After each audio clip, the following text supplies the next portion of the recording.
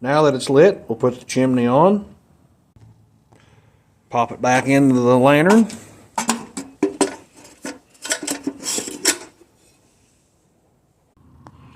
Shut the lid and lock it.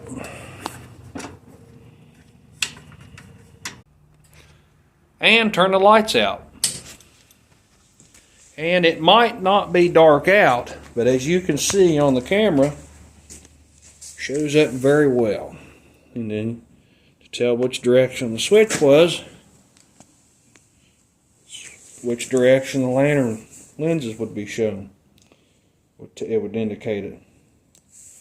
But that's the project. Pretty darn neat stuff. You want to see more, I'll be doing more stuff like this on my YouTube channel. Thanks for everybody watching.